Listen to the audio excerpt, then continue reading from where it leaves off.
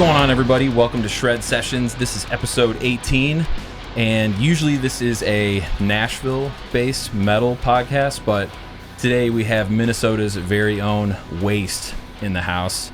We got Jeremy St. Dennis and Cristian Pastrana in the house. Yeah, sure. Thanks for coming out, boys. Yeah, man. Thank you for having us, Thank dude. you for having us. Now, my first question is, Cristian, is Travis Pastrana, like, in your family? Is that your cousin or something?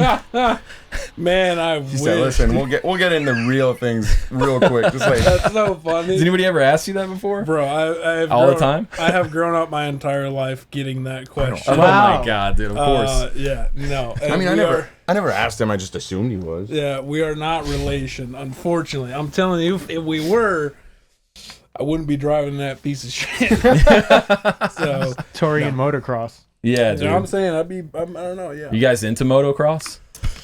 I was a little bit when I was like younger. I was a fan of Travis Pastrana, you know what I'm saying? So like I was a little bit, but like when I was because you were like, he's my cousin. this or is some my shit guy like right that. there. Yeah, but like no, I don't remember nothing about it. I just knew the video games were sick and motocross was sick. And then like It was pretty sick, man. It was like on MTV, X Games, yeah. freaking video games. I used to play Excite Bike 64 back in the day. Dude, what was it called? It was like damn it's like what do you cuz like there's like the four-wheelers, what are they called? Like quads? Quads or whatever. It was a video game. It was like four-wheelers and Dirt bikes. dirt bikes. And Yeah. it was like Is this PlayStation or Xbox? Like what no, system? this was on like this was on Nintendo 64. Oh, Wow. dang. Yeah. Taking it way back. That's then. sick. Yeah. Dude, I remember having that. I still have that game actually. I think it's Jeremy McGrath. It's like Oh, a okay. red on Nintendo 64. Yeah. I used Sick. to play that a lot, but I got a couple homies that are big into dirt bike. They do competition and everything, but What was that? I never. I always lived in the city, so I never really got the chance. Yeah. To, like, Me too, man. I think my dad thought we would kill ourselves if we got those. So my brother actually did a little bit because my uncle used to do it. He used to do races and all that. I don't know if it was track race or if it was because there's two types. I don't know if you guys have the same. We have like track race or like wood race, which are like two completely different things. Right. So he used to do track race, and then he dislocated his jaw in a race, and then he stopped. yikes. Yeah. And my brother, which is he's a little older than me, he taught him how to do it, and then I think he just sold it. But like my brother used to do it, but It's cool. Yeah, I mean, I had friends growing up at school that were into that. Like, I grew up in like rural Illinois, you know. Oh, yeah, so, okay. but hey, I forgot to introduce my co-host, and I feel like a total asshole for not doing that, dude. So, Wow, dude. Cristian Colabelli's here. You guys might see him a lot more on future episodes. Slid under the radar. He's just such a good homie of mine. Great guitar player. He played in a kind of a prog metal band several years back called Circuitry. Some of you guys watching this might know about Circuitry, New Jersey-based band. Matt Guglielmo, his drummer, plays in the Acacia Strain. So damn. it's kind of a But like, And he plays are an we, end. are we talking like progressive metal or like yeah, or like, dude. gent? Matt plays like 'Cause I feel like they're two different things, right? We were Gent and weird, man. Progressive metal is like We mixed Yeah, dude. they're It was weird. We mixed. they have like we jazz mixed- fusion stuff. Yeah, we mixed Oh, a lot yeah. of Okay. we mixed Shout out. crazy stuff in that, man. It was I don't know, man. You've listened to Yeah, it. Dude.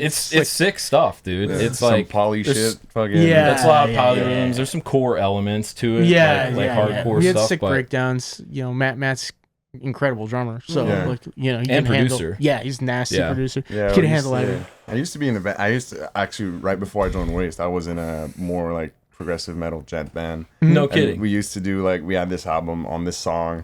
The beginning of it, we just acapellaed some fucking 7/8. Mm. We were just on 7/8, just around the mic, just like and we fucking to a click. Oh yeah. Did you guys like grow up seeing like After the Burial? Because like, isn't After the Burial from Minnesota? Yeah. Did you ever go to any shows like back Never. in the day? Nah, I mean, Wow. it's crazy. No, it's funny because even a lot of the homies like around in the music scene or whatever. ATB wasn't a band that I got into. Mm-hmm. I feel like me getting into metal, I just like took a totally different path that I feel like that a lot of the people that are around me that like they took. So like ATP didn't get on my radar. But I didn't really start going to shows until like I think like 2010 was one of like the first like local shows that I went to. Mm-hmm. And other than that, like I wasn't really going out to shows. There's like this one spot in Minnesota in a city called Burnsville called the Garage, and that would just be the spot. Like once I started making some friends, and then once some of my friends like got more involved in like the music scene, we started going there, and that's where we would go because we didn't have cars or anything like that yet. We were too young, so we would just that's where we would go. We would go there and just catch, like we didn't even care what was happening. Like there was just, we just knew that like Friday night, Saturday night there was something happening at the Garage, and we would go there and like check it out. But I mean, eventually like I started hearing about them, and like they rip, obviously, right? Yeah, that band rules. They're sick. Yeah, I never like super got into them. I never got to see him, man. Yeah, I did get to see him one time though. Not a super long time ago. It was last winter, I think. When was it? Yeah. It was that tour. It was with Motionless in White, Knock Loose, ATB, and Alpha Wolf, and I got to see ATB at that one. They're sick. Yeah, they rip. I mean, I would assume they're a much different band now that Justin isn't in the band. Yeah, probably. But yeah. I mean, those guitar players, like that was an exciting time with guitar back then. With like, you had Meshuggah, and then the first production model 8-string came out, and then After the Burial was like the first band to like grab those 8 strings. Yep. And I got my first one. I had the RG2228. I know you're an Ibanez guy. Oh yeah. But that guitar was just awesome, man. When that thing came, like I was just like, oh man, I'm ready to gent, I'm ready to gent it up. We played with them 3 times. Oh, word? No kidding. Oh dude. yeah, dude. We used to play with them like every time they came to Game Changer World, we opened up for them. Holy cow, dude! But dude, like they're the coolest thing. I mean, not to hijack this, but real quick, Go for it. The coolest thing was the antics on stage, like the guitar, the dual guitar behind the back thing. Yeah. Dude, they were flawless at that. And like Justin Lowe had the like shot green one with the Lacoste like windbreaker. Oh yeah, that's staple. That's legendary. And Trent had that like super custom one with the lightning bolts on it. Yep. Wow. Dude, they were so tight and they're cool. They're cool. That's cool what I dudes. remember. Yeah. That's one thing that I remember always hearing is how like absolutely tight they were. Oh, playing dude. that kind of stuff, especially during the time when they were coming out, like live production at their level was not the way it is. It wasn't as accessible to have the equipment that you needed to like run a live show at a super high professional level like that. But they were one of the bands who were still able to, like crush it. But what was funny for me though is that the band that I got into, very early on was Reflections. Okay, cool band. And, super cool band. Yeah, and them guys also Minnesota. Isn't that the Buried Alive guitar? Chris Yes. Caswell? Yes. Yeah, He used to be. Yeah, he was Sick, in dude. there. He was Yep. in there from the beginning. And he left after their second album. But them guys, I started seeing them guys, and I started seeing those guys at shows. Was some of like the first like shows that were like kind of out of my one little local venue that I went to, and I knew for a fact that those guys were like heavily influenced by the ATB guys. Oh, I mean, yeah. obviously, right? Yeah. Like you listen to their first album, it's like, but then like learning about them guys and like getting to know them and stuff like that. Then that was when I kind of started being like, okay, who's this ATB, band that everybody keeps talking about that Reflections took all their, inspiration from. Then I was able to, get into them. But for me, Reflections was that band who was like, you heard their first record and I was like, how could anybody play this live? Yeah. Because like ATB did it too, but like one of the things that Reflection would always do, and it was a super huge thing on their first album, was the crazy like pan guitars, and they would do it live too, and it wasn't just like a simple like chug chug chug. You guys do that stuff on your records too. We do a little bit. I noticed that. I'll be at the gym pumping, and I'm like, oh, we do a little bit, snap. but we'll do like maybe a chug chug chug, like I was saying, like one like bop bop bop, like back and forth. But they're doing like they would do stuff where they would like take like a crazy like solo, like a lead or something, and they would like cut it, chop it, and they would and it was just, that was crazy. That's sick. Seeing them live, I was like man, dude, like how That's do you definitely do that, bro? They definitely took that from ATB. They probably took ATB, that idea from ATB, and then put it into like the linear thing. Oh yeah, because ATB, you know that one breakdown. It's like dude, panning back and forth, and like that was like a big trope in that style. And like, dude, you're absolutely right about the production, man, because ATB was one of the first bands I saw that played with modelers that actually sounded good. Yeah, right. Yeah, like it sounded like a real the first amp. fucking Axe-Fx or Exactly. like the Line 6 They were or Axe-Fx whatever. guys, they were weren't ultras. They were Yeah. playing Axe-Fx ultras, and but it sounded good. Yeah. And like nobody else could dial it in. Yeah. Right, Like right. you would play with the other bands on I couldn't have dialed it in. Well, dude, we tried for years, and we finally got it at the end. But like, dude, when we first started with that, it was brutal. But like the other bands that were on that package, man, like they'd still be playing with Axe-Fx, and it would just you couldn't hear any guitar. It would just go right out of it. Sucks the energy right out of the room. Brutal. Without cabs and stuff. Yeah. Well, you walk us through like the history of the band. You were saying earlier you've been around for 5 years, but like I want to know more about your story too, like how you got started playing heavy music, and you know, I know Jeremy's from Canada, so I would love to hear like what's going on up there, man. We're in the South, man. We don't. It's the great white north up there. So you do have that Canadian piece of hardware. Yeah, right we there, do. We have a Rev amp over here. That's a sick setup. That's a Canadian. That's actually Christian's amp. It's like snakeskin. Custom amp. Did you get the snakeskin custom like that? Yes. Yep. Yeah, that's crazy. It's wild. Yep. They make really sick stuff. Oh, yeah. And I've got a Tonex up there. I'm gonna try to capture that amp because that specific one, it's probably already been captured by somebody, but that one has EL34s and it's the 10th anniversary edition. But back to you, Cristian. Like, how did you get into playing or wanting to play heavy guitar, and then walk us through up to today? Like, what is the Minnesota metal scene like, man?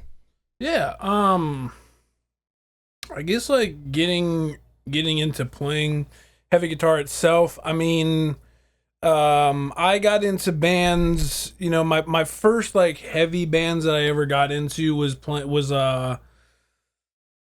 like shit like Avenged Sevenfold, Bullet. Hell yeah. Bullet from a Valentine. We were just talking about that actually. Yeah. this morning. No kidding.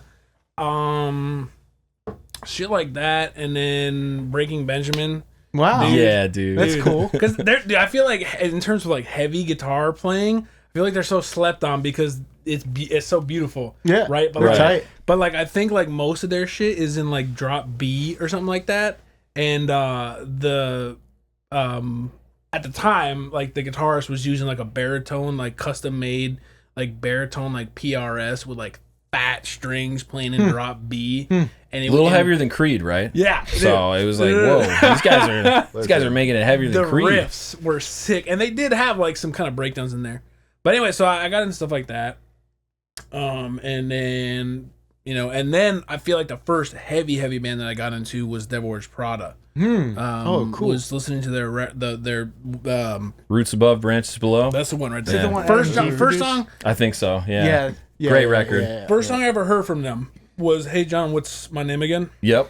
Banger. I mean, Zombie EP was sick, but like, I feel like with the age that we got, we really landed on that album. Yeah. Oh yeah. I remember. We must that be too. around the same age, man, because like I had that on CD in my car. I would be jamming that all we're the both time. actually we're both 29. No kidding. I'm 37, so I'm I'm a way little older. So I feel like Zombie EP, I wasn't there yet. I wasn't listening to that type of music. I was no kidding. Yeah, well, dude, Zombie EP was something different when that came out. I was like, that was crazy. But yeah, so I got into Devil Wears Prada, and then I slowly started getting into bands like Asking Alexandria, Attack, Wow. Bands in that realm.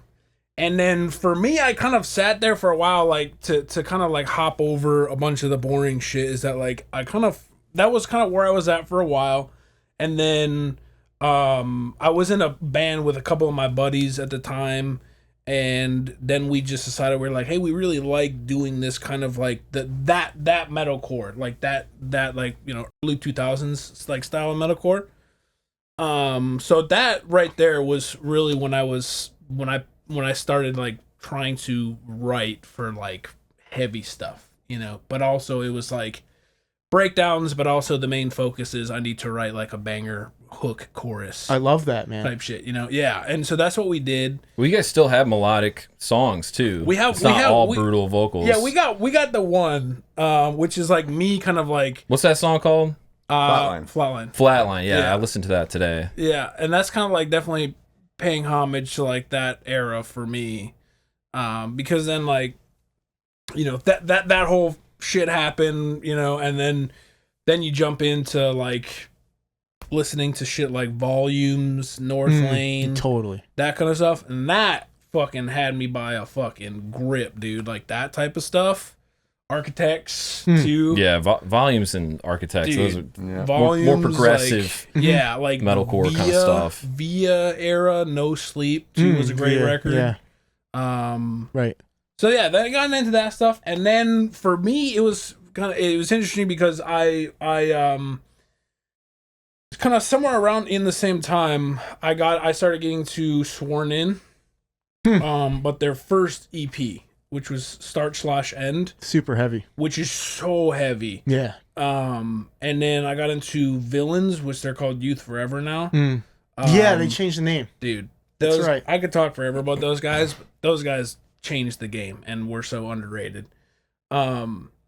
Those guys, and then Traitors. I got into the Hate Campaign. Okay. When that came out. Okay. So that was like my first exposure to like any music that was relevant to like what Waste is doing. Mm-hmm. So you went to super heavy. I mean, that's like super heavy, man. Yeah, but I wasn't into deathcore though. Okay.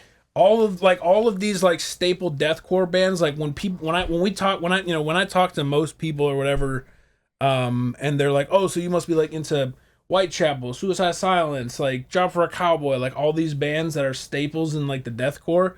I was never into those bands at all. Dude, it's funny because I listened to In Bloom on the way over here, and I said to Drew, I'm like, I wonder if these guys ever listened to Howard Jones from Killswitch's other band, Spirals, because it reminded Blood Has Been Shed. There's a record called Spirals. Dude, there's some stuff you're doing that I'm like, I wonder if that's interesting. It's such a weird call out. And Josh Travis too. Yeah, I heard the Josh Travis some of that stuff for sure. But like that was a very, like you said, early 2000s metalcore. Like that's what I was hearing. Yeah, and that's why it's cool, man. Yeah, because you have that mix of both styles happening. I think that's like kind of probably where some of my stuff came from. Is like definitely stuff like that, and then getting into the bands that I eventually got into that were considered like heavier for sure. Cool. But the staple moment for me is which started Waste. Was I went to it was 2018 and Traitors was on tour and they were coming through Minnesota and they were on tour with a band called Falsifier, and I went there not knowing who Signs of the Swarm was on that tour too. Actually, I went there not having any idea who Falsifier or Signs of the Swarm was, and I went to the show and I got there right in time for Falsifier to play, and they played, and I mean I was just like, I was just like, what is happening? Like, this is the craziest shit. This is fucking cool, man. amazing. I mean, that just comes to show how Canada does it, dude. Oh God, dude, I'm saying They're from I think Windsor, Ontario. Wow. Okay, cool. Yeah. A couple hours away from where I live, There's way too many talented Canadians in music. It pisses me off, dude. Sometimes I'm like, dang it, another one. Let's not. Well, we can talk about Nickelback for hours. Sure. There's Justin Bieber and Avril Lavigne and freaking Drake. Man, I mean, Sum just go. The 41, list goes on and on and on. Sum 41 too. Yeah, man. Yeah, you guys are kind of goated, I gotta say. So I saw Falsifier. I went for Traders, but I left a like mega fan of Falsifier, and I just Super cool.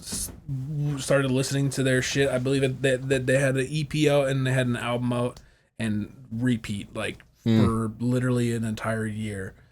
And then I decided, I was like, dude, I'm fucking gonna write heavy music, and it was definitely from that right there. Is like the like how Waste was like born, was seeing Falsifier. For That's sure. amazing, dude. Yeah. Sometimes it just takes a little kick in the pants, man, to get inspired by another band or someone else that's out there doing it. You know, but I liked the energy, the presence too. I mean, again, Sworn In was another band because I had seen them live a few times before this moment in 2018, and the energy, it was just, I loved it. The stage presence too, like they were doing things that, you know, had already been done before, but not, I hadn't seen like I don't think any of the members that were in Sworn at the time are in the band now. But like doing like the dead hang like dips, kind of like Korn. Korn was like one of the first ones to do that. Of course. So like Sworn In was like doing that kind of thing, and I was like, what are they doing? Like they're not like headbanging like normal. And like just draping the guitar out front. Eerie I used to do that just stuff. Like keep your legs straight and you just like drop down. And I thought it looked so cool. It is cool. It's like the Humanity's Last Breath type antics. You know what I'm saying? Like just dead swing. I used to, when I was in SL retreats, I used to do like this Korn move, and people called me Grandfather Creel because of it. Like, so said I looked like an old guy when I was doing it. I was like, all right, dude. So yeah, I got into the energy of it, man. I loved it. Like the crowd, like, you know, like the showgoers, like, you know, loved it. Like the energy was like there. That era of that like early 2000s, you know, metalcore type shit was definitely going out the window. Like people were not getting amped up. You were only successful with that kind of shit if you were in a band who had already been successful. Yeah. You know, you weren't going to be able to do it anymore as one of those kind of bands. The more kind of like melodic stuff, like, yeah, like I said, unless you already had your shoe in the door, in your career as that type of a band, unless you were game changing in that genre, you weren't going to do anything more. And that was where I really wanted to be. But again, so when I came to that point and realized, I was like, this, like, people love this shit, and I was like, I also really like it too. I was like, I'm gonna write this kind of stuff. So and I went and wrote like an entire EP, trashed it, and then we wrote one more EP, which ended up being our debut EP, Cycle of Hatred.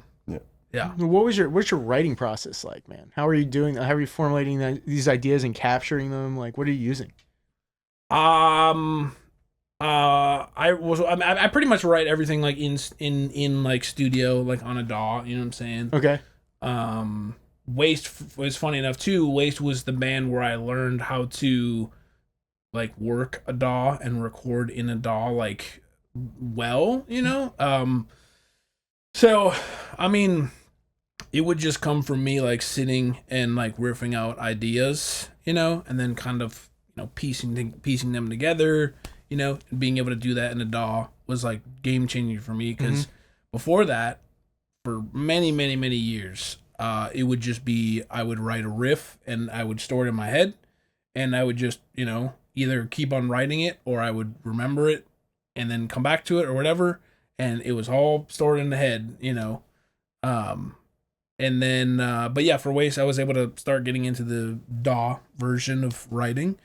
And I would just sit there for hours and hours and hours on end, just writing stuff that I thought was cool. You know what I mean? And you know, and then, you know, when it got to a point where it was like a full song, then I would be like, you know, sick. This is definitely like a contender for something that I want to put out. You know, as far as like writing that first EP, and then I would just like go back, kind of repolish everything, like, you know. yeah, it was very much like just kind of recording a part. This is sick. Recording another part. This is sick. You know, like making a full song. And that's how we do it today. Still how we do it. Still how we Sounds do it. familiar. Yeah, sounds very familiar. Yeah, that's certainly what That's I do. the process, man. Now, I wanted to get to Jeremy, man. Like, tell us about your musical background, dude. Where did you grow up? What got you into music? Why are you the guy screaming into a microphone? You sound like the devil. Like you have honestly one of my favorite voices in this genre, dude. Thank you. Appreciate that. So, how did you get here, man? I mean, I started off. It was a little bit different for me because like I feel like I got a lot of my music taste from my parents. It was like really my mother was really into like Creed, Nickelback. That's why like those two bands, diehard fan. You know, I'll die on that hill. Even before Creed made their comeback and everybody started liking them again. Yeah. Like when everybody was talking shit about them, I was like, you don't know what you're talking about. Listen, you don't. Yeah, dude. And Creed is my still dad, sick, yeah. I got a lot from my dad too, because my dad used to be a lot in new metal. So he would listen. I would be a kid, and he would just blast some Limp Bizkit, Linkin Park, Wow. Korn, all that. So I got into music pretty early, and at school, I was fortunate enough at school that where our music classes were not just fucking Recorder. flutes, recorder, and stuff like that. We actually had like flutes. Yeah, pretty much. we actually had like guitar and everything. So like what I wanted to do is at first I picked up bass. Sick. That's really cool, man. So you had like rock band music Dude. class at school? No kidding. It wasn't really a rock. It was just bass. I don't know. It was just this Pop weird like music or jazz? We would do like White Stripes covers. Whoa, it's like School of Rock. So like That's two kids would be singing. The rest of like the 20 kids would just be playing like a guitar, the nylon string guitars. Mhm. You know what you call them? Acoustic guitars. A Wow, classic. dude. A classic. A classic. And then Classical, the yeah. first year I didn't get it, and then I got bass the second year, and my dad got me a bass and amp and everything. So I played bass in bands before, so I discovered same as him. Really got into like Avenged Sevenfold, Bullet for My Valentine, all of that. And later on, I feel like one of the first really heavier, funny enough, one of the first really metal band that I got into was how do you say it? Is it Eluveitie? I think. Oh, Eluveitie? Eluveitie? Yeah. I got into that. Dude. The folk metal band? I got from into Europe? that. That's insane. How did you even find that, What dude? the hell? They're It just incredible. popped up on my thing because I like they listen have to them too, man. Yeah, they they got a have- hurdy-gurdy and they shit. have a Yeah. song. They do. My friend is obsessed with Dude, them. you're So gonna make they a lot have of my friends happy that you said Eluveitie, man. one of their old stuff. There's a song that's like I don't remember the name, but it goes like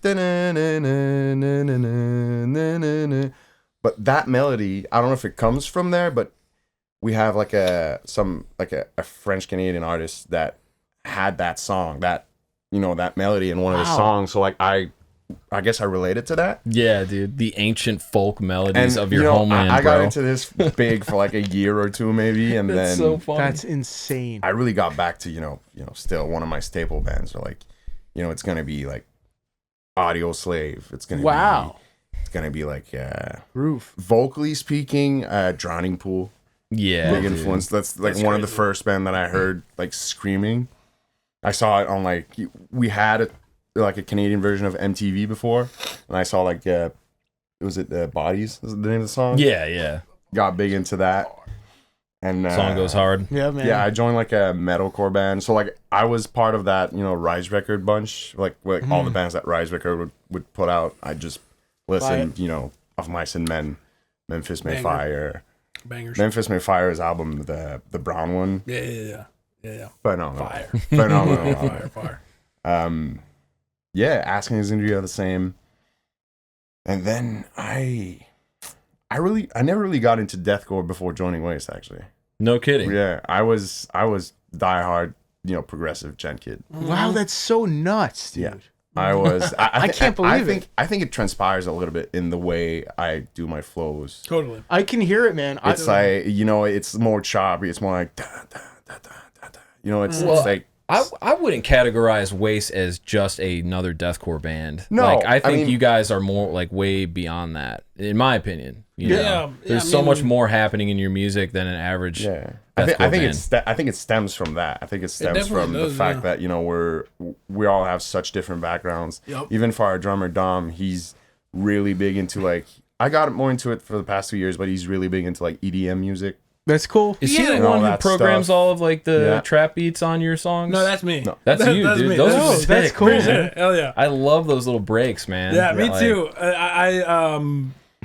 I just started learning how to do it, and then Wow.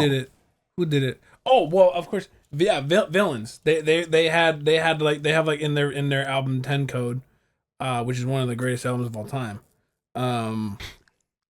Heck yeah. But yeah, they had a break in the album that had like a little trap thing, and the vocalist is like he's just doing a thing over it, and that was it for me. I was like, this is fucking sick. So I had to put that shit in there. I love that type of shit. Yeah. But yeah, I Some of your vocal delivery reminded me of like it reminded me of like Periphery 1, the first Periphery record, dude. Like it had that kind of like, you know, like Yeah. that choppiness. Like Periphery was a big thing for me. It's crazy. Monuments was a big thing for me. cool. I have to be real. I got into them. I never saw them live. I got into them starting at what's that album? The White with the Wolf on it. It's like Wolf and Wolf Within, right? Is it- Or is isn't that Is this what it's called? Monuments that we're Are you talking talking about? about After the Burial? After the Burial, yeah. Oh, It's Wolf and Raven, something like that. Dude, man, I'm We all know what we're talking no. about. I I thought don't it was know the the The record. sound, the that sound well. of that album alone, like I don't know if it's the guitar or the bass tone. That sounds very like huge. It's probably the guitars. Because that was Like, that was another one of their big things. Is they were really changing the game for yeah. guitar tones in that realm, in that genre. And then yeah, and then I joined Waste, dude. I remember my other band kind of like died down, and we just decided to stop making music. And I remember, I think almost the same day, if not maybe like the day before, I remember waking up and being like, all right, I'm fucking done. You know, I'm done playing music. It's not going anywhere. I'm That's fucking. great. I was like 21, I think 22 at the time. he's so young. I'm already done. Yeah, dude. That's crazy. Maybe not we all 21. I are. was, Been through it. yeah, maybe more like 22, 23. But like, you know, I was still living at my mom's. I was like, I need to get out of here. I need to fucking do something. And Wow, dude. I just That's saw pretty because like, mature. funny enough, one of my homies just introduced me to Waste and was like, "Hey, listen to this. This is sick." And I got really into that type of music. I didn't get into deathcore that much, more than that type of deathcore. Mhm. So I got into that really hard, and then progressed to, I'd say, tough guy music. I'm more into that realm of like, you know, Kubla Khan. I'm a fucking diehard, Yeah, you well, know, you did the shit that's like, yeah. you know, tough guy shit. It just speaks to me more. But yeah, I joined Waste not really knowing what I was doing guttural wise and shit like that. Just doing those. Yeah. I was more. Heck yeah. I've always got my tone from, you know, gent band, more arrogant, more aggressive mids. You know, just fucking yelling. Yeah, yeah. It's crazy to hear his progression from even just like seeing the audition tapes that he submitted. Yeah, it's crazy because yeah, he was totally that. Like he could totally fit perfectly fine in like just like a progressive like gent band, and then like he just was able to form this whole other like spectrum of his fucking like vocal abilities that like really fit well for us. Yeah. Like, I mean, super, it's so super different, sick. right? I mean, even now, a lot of people are gonna be like, "Yeah, I love what you did on the first album," and I'm like, "It's not me, dude. We're so different." And like, you know, I got into Waste mainly because of the old vocalist. I thought he was phenomenal, dude. I thought he was. You know, a lot of people said like, "Oh, it sounds like Spite or it sounds like Traitors." I didn't even think it. I didn't even think about that. I was like, it doesn't even fucking. But. And then when I saw that, you know, he had to step down because, you know, wife, family, kids, and all that. Mm-hmm. It's funny because like they put out an audition saying like, oh, we're looking for a vocalist either in state or like adjacent state, just like around. So I just auditioned for fun, you know. I was just like, you know, whatever, just fucking audition. And then when I got the email back wanting to try like for a second song, it all started to be real, and I was like, damn, all right, like this I is love something. this, man. It's cool to hear. Yeah, I mean, it's been that year in general has been really intense. Like I did couple of tracks, and then I think 2 weeks into it, they were like, "Listen, we're supposed to go on tour in like a month. Yep. Are you down to do it?" And then I just like, damn. I think that's when he really showed us like what he could do, how he could shine. Because we had our first tour we had ever booked, and we had this other vocalist that was filling in for us at the time, and then we selected him, and it was like, hey, can you learn like 8 songs and then come rip a fucking like almost 3-week long tour? And he was just like, yep. All right, let's get into this. Came through. I mean, that's the thing that's funny though, because being from Canada, the idea of touring in the U.S. was like, it's not like exciting. We didn't go on tour with, after the burial of fucking Whitechapel. We just went in like 5 dudes in a van, just fucking touring across the U.S. But I had to file in for my passport. I had to do everything. I never left Canada before that day. It was my first time taking a plane. Was my first time in the U.S. Was my first. So like a lot of it was like extremely exciting. And still to this day, I feel like a lot of the thrill of it is about the fact that I'm touring not in Canada. Mm-hmm. Right? It's cool and all, but when you see those bands, especially hometown bands, and no shades thrown at all. It's not like, but like. They're like, oh, we're going on tour, and then I see the tour, and it's just like places I can go with my car. I could just be like there and then go there, and then it's like it's cool, but it's it's not the same thing. I feel like the experience of actually like going on tour in the U.S. is just something else. Yeah, I feel like it would be the same for the U.S. going to Canada, maybe a little less because like Canada is less like. I feel like the demand is way less like present. Montreal, let's say Montreal and like Ontario are very big on, metal, like deathcore, like hardcore music. But other than that, it's mainly woods. So like it is, dude. A lot of pine trees. It's mainly just trees everywhere. So you got. What about Toronto? Have you guys played Toronto before? We never played in Canada. That's a huge city, right? I would imagine there'd be like multiple dates that you can do. That's the thing. There. Like you want to play Canada, you have to play Vancouver. And then you want to hit the big city, so you want to play Vancouver, and then you have to drive for like almost 2 days to get to Toronto, and then you have to drive another 10 hours to get to Montreal, and then that's pretty much it. Yeah. And the price, the price itself, having to go over the border is insane. Like it's crazy. So it's a stressful like. You won't be able to do it unless you're a small band touring with a bigger band. Where you have some confidence that you can like pay it back, or whatever, or you're already a big band that can confidently do it. Like, or unless you're a small band and you just want to put yourself in the hole super fucking deep, like you can do that too. But no smaller band that is like doing things strategically is gonna be like, let's just hit Canada right quick. I always used to remember hearing from other bands like this was like over 10 years ago, but like the logistical issues of getting into Canada just for a couple dates, right? And it had to be like planned way in advance. Everyone had to have their passports, like because the van could get inspected, like so, like everyone, you get charged for your axles, like it's all these different things, like when you're entering a place like that. It's a headache to go in Canada and out when you're in the U.S., but I swear to God, dude, being in Canada, wanting to tour the U.S. is just a whole other ballpark. Because I'm pretty good friends with the falsifier guys, like he was talking earlier. Mm-hmm. And they told me plenty of time, they were like, dude, going on tour from Canada to the U.S., it's about work visas. It's about how much you're making, how much this and that, and you got to pay tax for this, tax for that.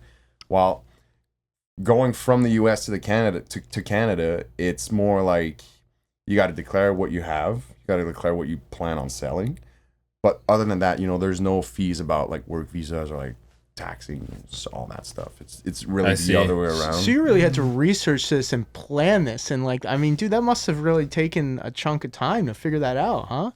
Yeah, I mean, we're still figuring it out. That's in some really ways.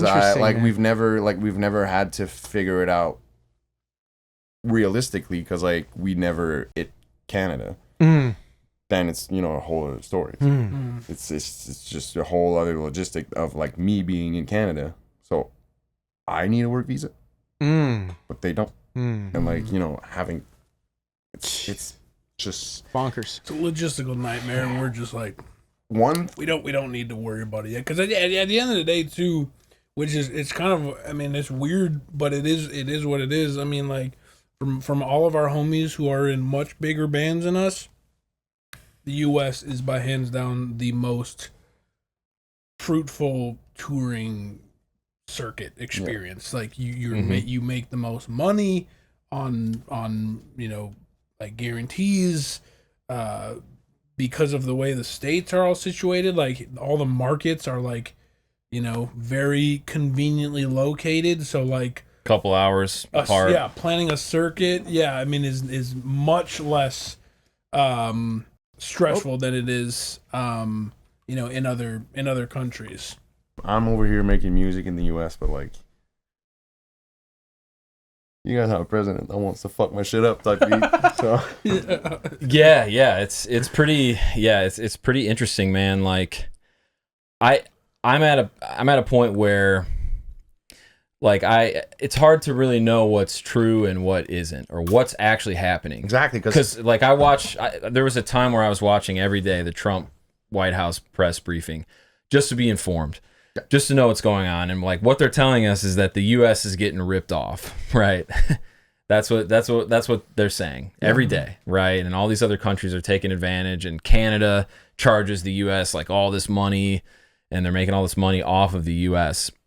Is that really what's happening? I don't know. That's what I'm being told, right?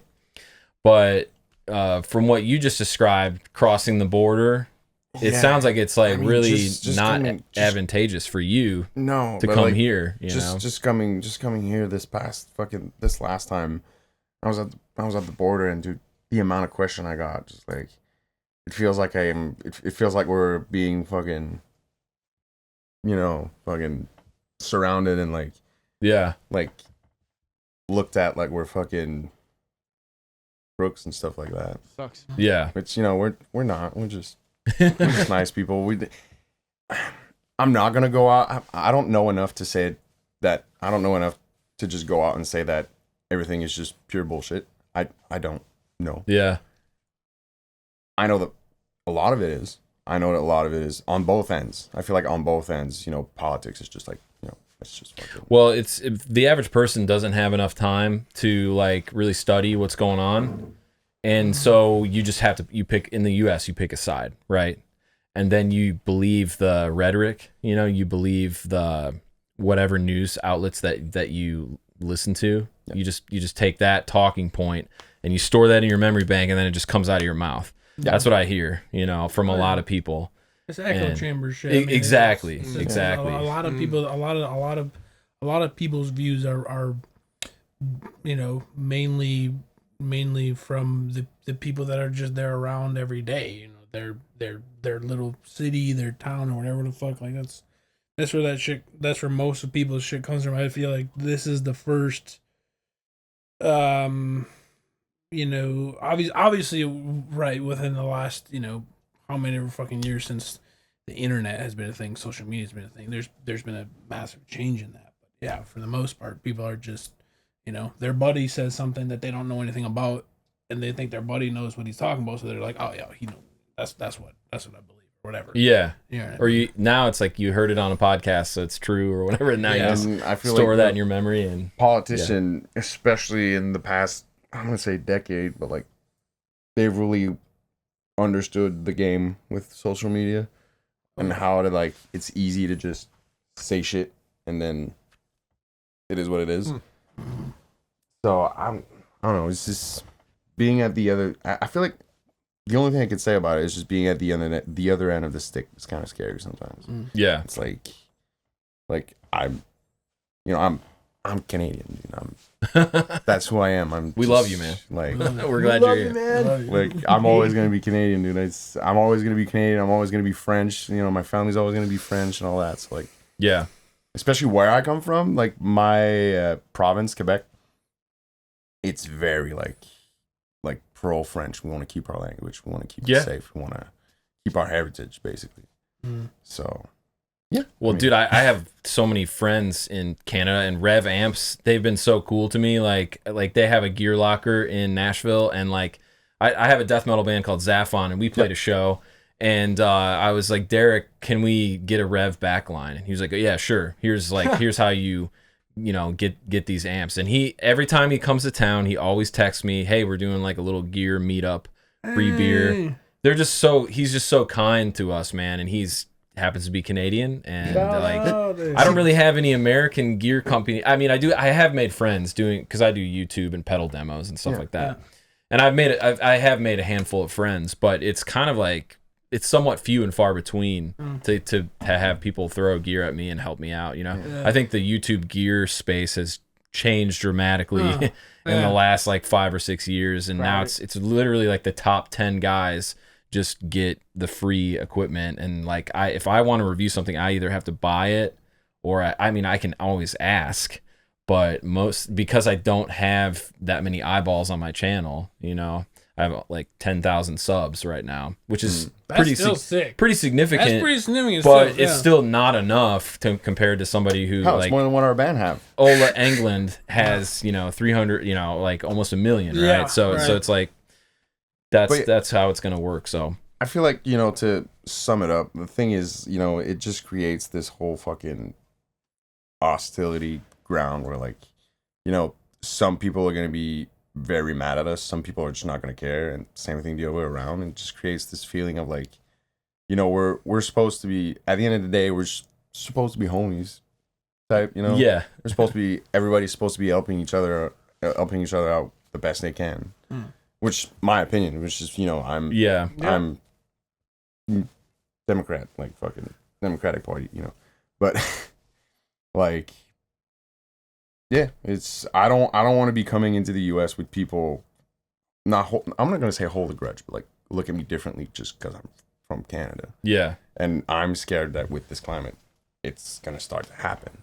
Yeah. So no, man, touchy subject. Thanks for sharing your perspective, bro. Like that's cool. why I do this show, man. Like I mean, it's hard again. Once again, like. It's hard to really know what's going on. And Trump says a lot of stuff, right? And he gets in these heated discussions with like Canada's new prime minister, and when Zelensky from Ukraine came over. And what you have to understand about him is he's a negotiator, right? He's a cutthroat business guy. And that rubs a lot of people the wrong way, including myself. Like I don't think from a business standpoint really most of the time. And he'll threaten tariffs, right? And they go back and forth with these threats, but eventually they're going to come to the table and settle. And we might go to 0-on-0 tariffs with U.S. and Canada. You know what I mean? Hope they end up realizing that this free trade makes no sense. Yeah, it all just makes no sense to all that just doesn't really make sense. Yeah, I mean to me it doesn't, because like I'm just a citizen. And that's who's being affected the most, I think. It's like in this whole politic game, it's like everybody, like the general consumer, like worker, is the one that's going to take the hit at the end of the day. So you should just it sucks, man. Yeah, I think from the American perspective, it's American people get taxed like a lot. Taxes just keep going up and up and up, and we have like crazy inflation right now. It's expensive to live. People are barely getting by. We got crazy oils, dude, and I pay, if I were to like flip it, I pay right around like almost fucking $7 a gallon, dude. Oh, wow. Yeah, it's crazy. It is crazy. I pay dude. on my income, I pay like 35%. Yeah, which is like, so like I do pay a lot of tax. We don't pay quite that much. There are different brackets, progressive tax. Yeah, obviously. Yeah, but ours are like kind of shady. But what Trump is doing is taking America back to the time where if people want to sell their stuff in the United States, they have to pay a certain tax on that, and that's how the government makes money, rather than making money off of the backs of people, like of their citizens, right? That I guess is what I'm being told is what he's trying to do, but he's pissing off a lot. But then doesn't that make the let's say the guy that produces stuff and sells it, he's gonna have to sell it for more. I think the like what I look at it as is like, listen, this is getting it. We're getting into serious. We're episode, probably dude. talking over our heads here, guys. On the old shred session. I don't claim thing to be is- any. I don't claim to be like a politician, fucking master. I don't have any master's degrees in anything. It's just like speaking from the heart. That's how I feel. You know, that's that's how I look at it. That's how I see it. The thing is like I'm also not like a not like a fucking political expert or by any means or economic expert, but the way I see it at the end of the day is that, I mean, I'm not chill with like Trump's administration, but you can see certain ideals that in hindsight make sense. But my thing is the execution. I mean, you have to look at it as how for how long now has the mass majority of production been outsourced to other countries, right? And that's extremely significant because, listen, at the end of the day, like if you want to talk about like, yeah, let's bring back some production to the United States. Yep. In hindsight, it sounds like a really great idea because it is kind of a good idea. Like, yeah, for sure, let's bring that back. But when you build a whole entire society based off of that, and in a single, he's been in office 100 days. Yeah. If you're gonna try to say that, I mean, and he did his whole bullshit where like day one, obviously that didn't happen day one. What you're trying to do is you're trying to change what has been the status quo. Pivotal, yeah, the status quo and the quite literally the core of how this country operates. You're talking about trying to change that in a matter of 100 days. That's not possible. It certainly seems pretty forceful, doesn't it? It does, and that's why again I'm not with that administration for other reasons, but when you're talking about the economy like that, I mean, at the end of the day, like, yes, like bringing back a certain amount of economic power, there's good in that, right? Yeah. But you can't, the way that it's being gone about is just, it doesn't make sense. It's not working. It's not going to work because, again, you're talking about a country who built our economy off of doing things outside for cheaper for 100+ years or whatever. You're talking about like changing that like that. Like that's not going to happen. Yeah. Like again, I'm all for like helping make the economy better, but you can't do that by just saying I want to do it. So is Skibbity Toilet Gen Zers, are they going to make computer chips? Brother. These Well, listen, these, you know what I mean? These that's freaking the kids, thing, you know what I too. mean? Oh my god! As about at the end of the day, too, you got to think about the average American person, the average American worker, and the average American Americans citizen. don't want to work anymore. That's the thing. They're dude. not. No one wants to go into a factory. The average American worker, exactly. They're not going to go in a factory to do that kind of stuff. They're not going to go work in the fields for $5 an hour. They're not going to do it. So at the end of the day, let's say we do bring all that production back to America. What does that mean? Well, that means we have to pay every single American who's going to do that. We have to pay them the wage that they want. Well, the other side of it is in other countries where they're making these computer chips, where they make our iPhones, it's slave labor. Yeah, they're paying them almost nothing. So We don't want that. we don't want that, but that's what we are accepting right now. Which is the we're cool with our iPhones. Like, yeah, that's the part that's really hard to. It's crazy, dude. Sit and weigh like that when you're talking about.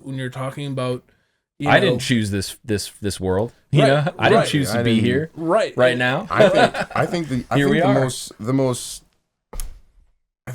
the best way I can describe it is like, as much as I understand to that side of like bringing back the economy to your country and everything, but I don't like the narrative that has been brought up. Like it's focusing a lot on hate, and bashing and everything. That's the thing. Which is like it's a very dangerous narrative. So like it's building some sort of resentment that is not really that's how the world works right now, and like there's a minority of people in Canada, which is going to be probably like more in like the East Coast, that are pro with that. They're good with the idea of the 51st state.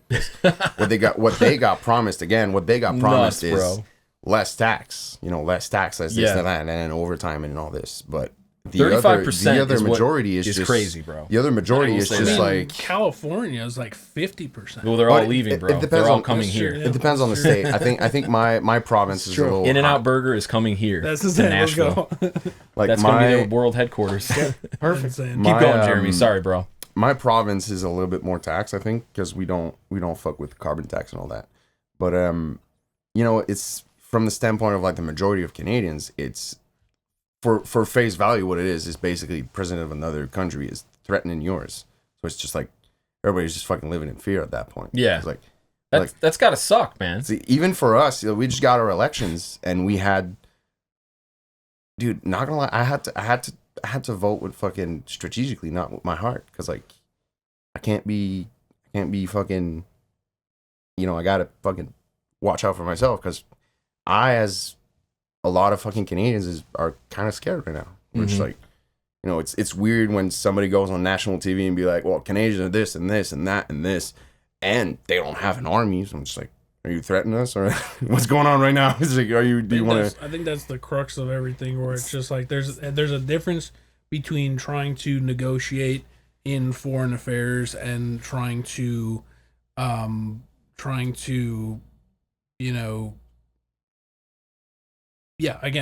negotiate and work through what has been these economic agreements and balances between all these different countries. There's a major difference between that and a lot of what's going on right now. And like I said, I agree with Jeremy wholeheartedly. There's a division that's definitely being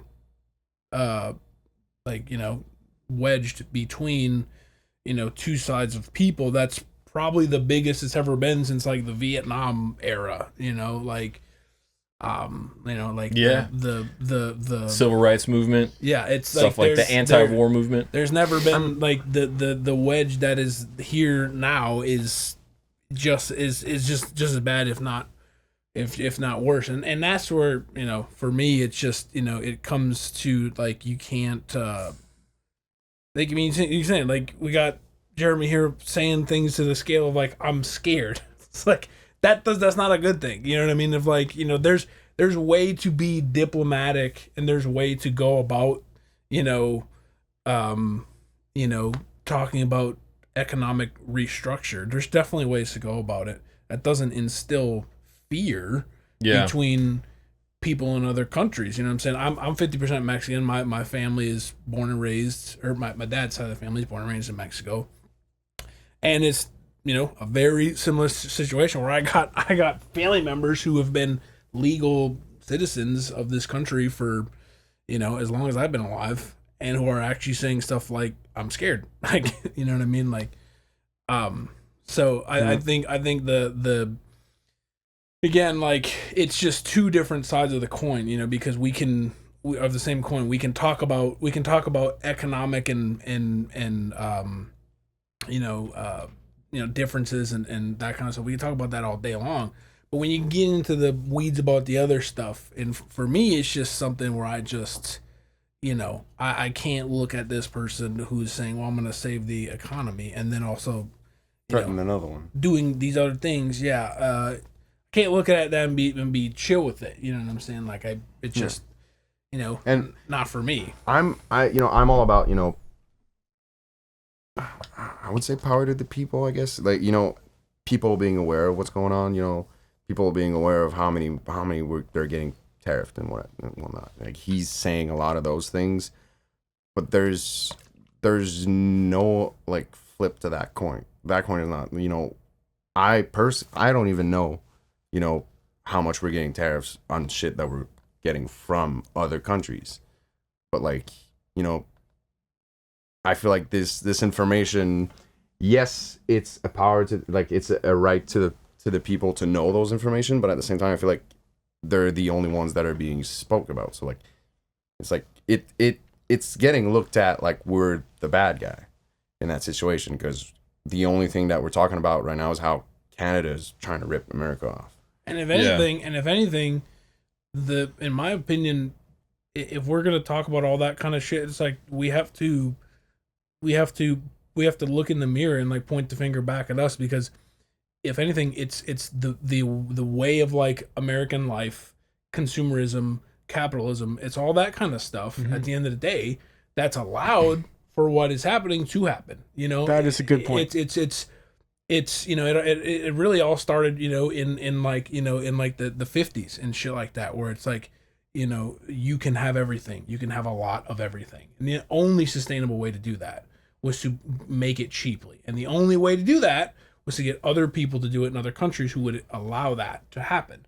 Like, you know, so at the end of the day, like we're sitting here like pointing fingers, but it's just like that has been, again, the core of American society for, you know, almost 100 years, you know. And so it's like, that's why for me it's just like we're sitting here like in the country, you know what I mean, like there's all this discourse like happening about like, oh, you know, all that kind of stuff, let's bring the economy back, but it's just like, yeah, but you guys don't understand like what that means, what that entails. What that entails is we have to change the way we live at the end of the day. Like if you want that, you know, then you have to be okay with you know, fucking, I mean, dude, let's talk about the band, for example. Like small bands like us, it could very well be a possibility within this year, if not next year, that we might not be able to afford printing merch anymore. Right. Because it's so fucking expensive. Because the shirts, yeah.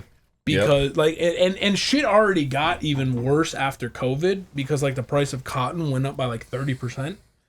And so it was already like that, but it's just like for us, like, you know, shout out if bring production back, but that means it's going to cost me $35-$40 to print, to get a blank garment of a hoodie in which I can put my logo on and sell. That means I have to charge you $100 to be able to make any amount of, you know, worthwhile profit. You're starting to see it at some of these shows, man. Right. Like, You bet Even yeah. us, dude. $45 tour shirts. Jersey, Dude, even hockey jersey, Yeah. $120. A t-shirt for You know, $45. especially since, you know, the conversion rate and all that. You know, I saw last time, I don't remember the band, and, you know, no shades to them, but like I got to their show and it wasn't even, you know, it's not even that huge of a band, and like hoodies were going for $100, dude. Yeah, it's so What the fuck you mean? that's mind-boggling. Like, That's what it is at the end of the day. I have to pay $60 for a T-shirt for a Gildan that's been printed like Gildan. a front print, black and white. So Yeah, that's what they don't even feel what good. it is. That's what it is It's for a me. potato at the end sack. Yeah. Like, I'm gonna support you by being there, but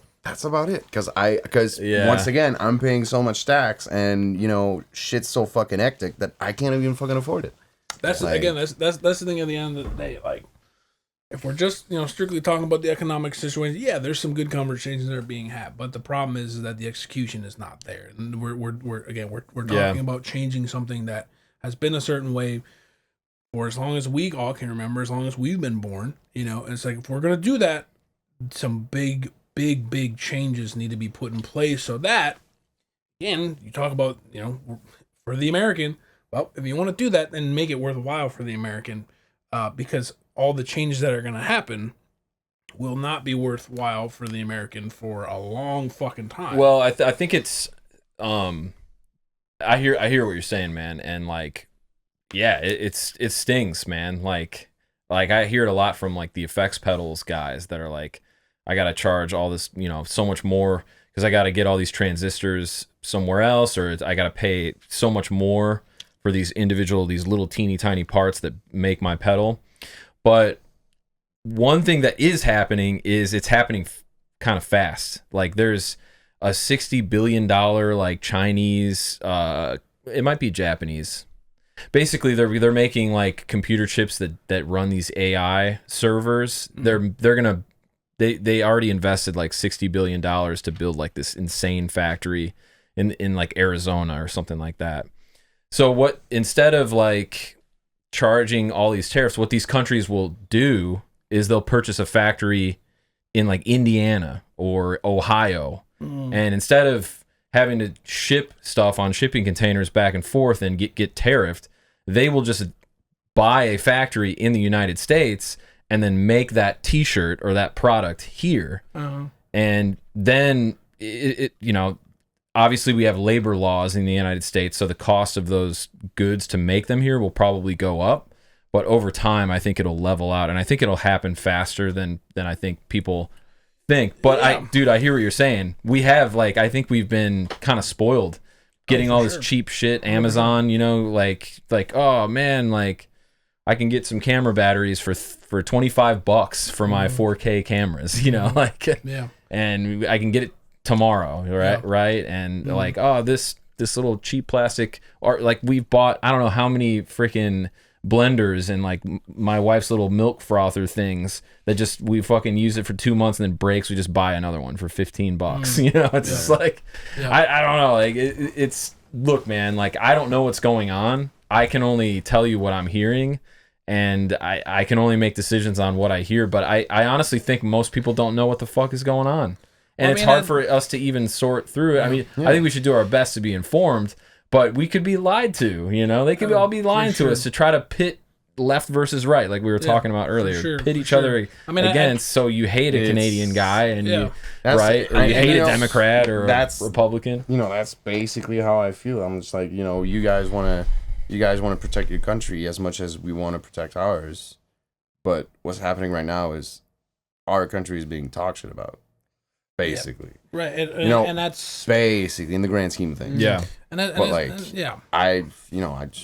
love America, dude. I love Americans. I love coming to America. Dude, I've been fishing in Canada so many times as a kid, and it was the best memories of my life, bar none, is fishing in Canada. But then you're gonna go to a state, you're gonna go to a province in Canada where like they're not about that shit. Yeah, and you know you're gonna be walking around feeling like fucking.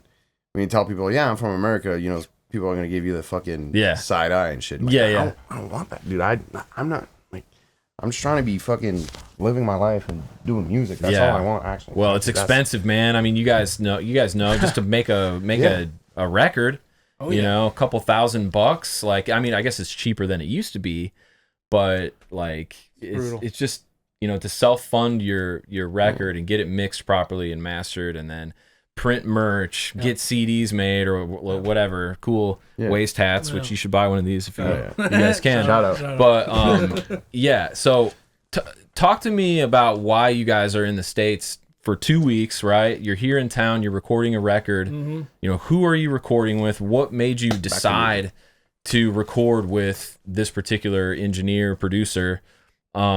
And then ultimately we can talk about the show that's coming up next week and that. But talk us through like what you guys are here. What made you want to come to Nashville and do this? Well, we're recording with Jonathan Dolise. Concrete Studio. Shout out. Concrete Studio. Shout out. We're recording with him right now. It's been amazing. I mean, yeah, he's what brought us to Nashville. I mean, if anything, we have been to Nashville playing show. We've played Nashville on every single one of our tours except for one so far. So we've been to Nashville like many times.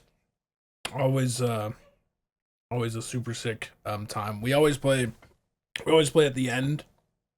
So this is the first time we're not playing at the end. You're playing at the Cobra, dude. It's gonna be a trip. I don't know what that venue is like. I don't know what it looks like. I don't know. The Cobra? Yeah. Unfortunately, it's one of the rougher venues in town. If I got to be honest, I've heard it's like it's not a bad place to play. To like the end, in terms of like it's kind of it seems like it's kind of like a hole in the wall type shit. Yeah, I've played there dozens of times. It's not bad, man. Like don't be nervous, but I mean we played some shitty spots. Like, so. Do you know No Cure? Yeah. Oh, yeah. It's the venue that 2 of their members got stabbed at. Oh, do you know about that? Shit. I know about that. You're playing that venue. I was there that night. I had left before the altercation happened. So just there's no reason to break. Listen, here's my take on that. We have played some. People have been shot and murdered there too. We have played some at like 2 a.m. I'm just being honest. Like, we've played some pretty fucking. See, I'm gonna not be wearing that shirt. Just in case. We've played some pretty fucking sketchy ass places before, so I think we're pretty we're pretty good about like having our heads on a swivel, because we've been out there before and seen some shit, played some places. So, but yeah, so we're rocking with Dolise, right now. Really, it was our manager, that brought him to our attention. We kind of are in this we're kind of like in this, we kind of been in a weird spot, and I feel like we're kind of just coming out of it. And which was like why we, you know, we started writing, for what was going to be what we're recording now and all that kind of stuff. But yeah, it was just a conversation with our manager. It was like, yo, like, we want to do something different. We want to try. We want to feel like we're taking a different lane here, in terms of like what this new era, we call it, like, is gonna encompass. And we are. And we totally are. Jonathan is making an incredible job. Yeah, he's really fucking good. He has a good. I was a little bit skeptical at first. Oh, for sure. No shade. No shade. I mean, you don't know till you know. Because of the bands that he usually work with, that are less in our lane of like just heavy, just fucking unhinged stuff. Mm-hmm. Yeah.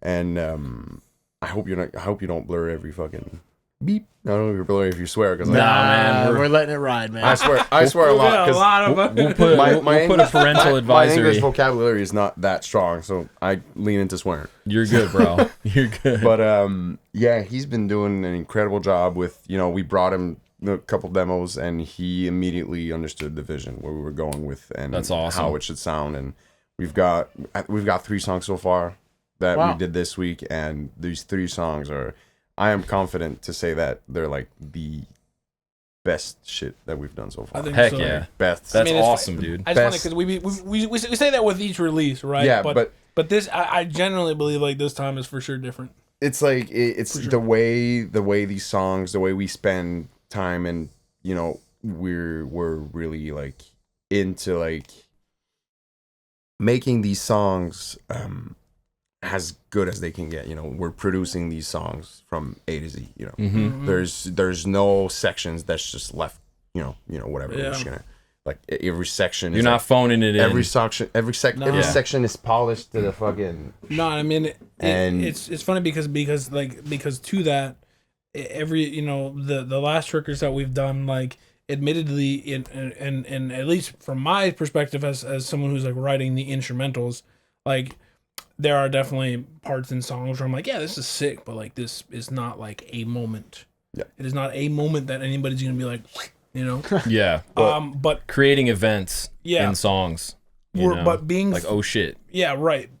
Being 3 songs deep into what we're doing right now, we were just talking about it this morning with Jonathan. We were like, what's crazy is that every single one of these songs has multiple parts. I'm talking like 3-4 parts in each song where that could be the part, because it like is the part. Yeah. And like guitar parts or vocals. I mean, just like as a whole, like what's happening, the structure of the song. Like, you talk about like the call out parts in songs or whatever, like the songs that people are going to jump on the stage to grab the mic for, like that type of shit.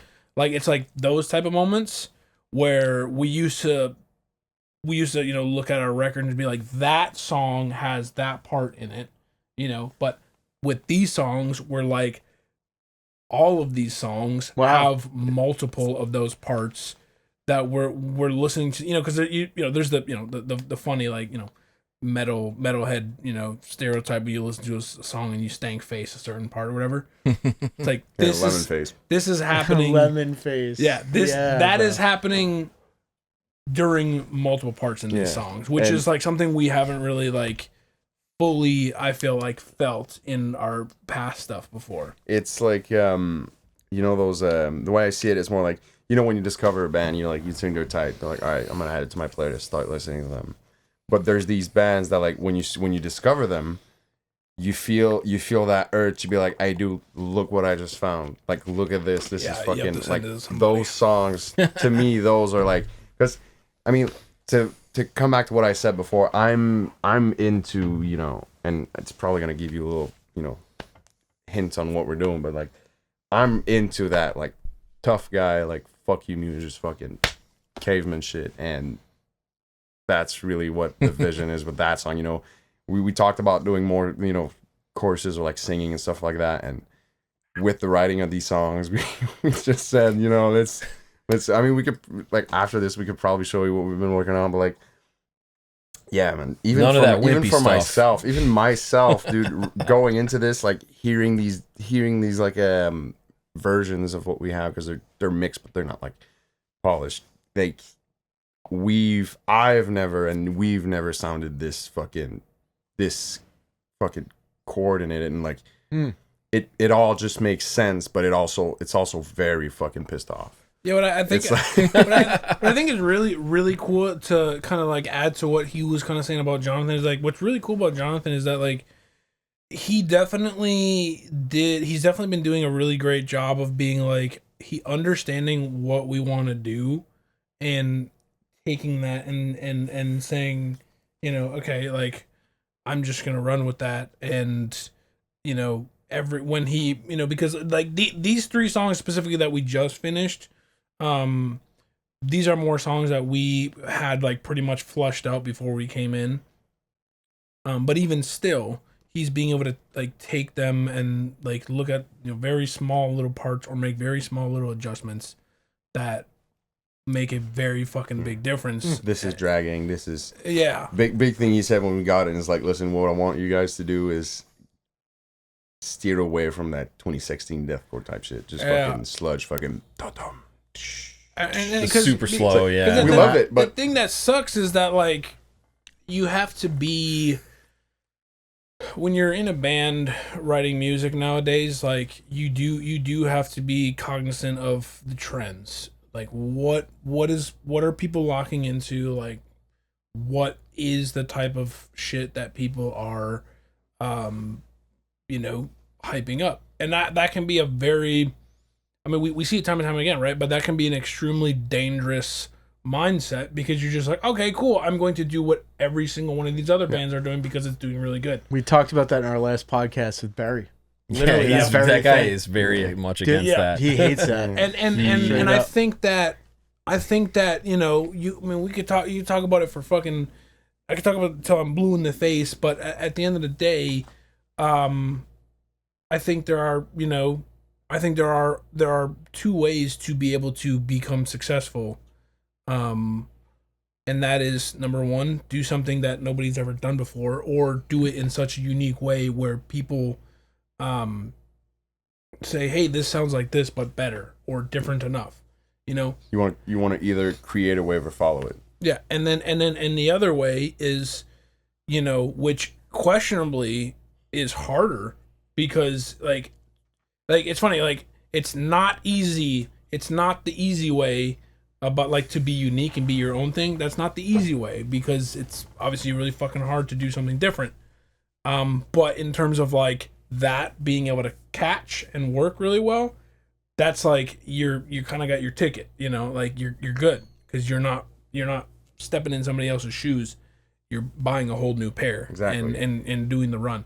But if you're not coming to the table with that kind of shit, I think there is like a certain observation that you have to have with the way trends, come and go, and like what is happening, and be able to lock into it enough to not copy like breakdown styles.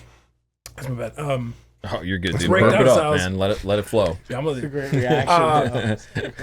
But it's not to copy like breakdown styles or riffs or whatever. It's to, in my opinion, it's to capture the energy that these bands are giving off. Yep.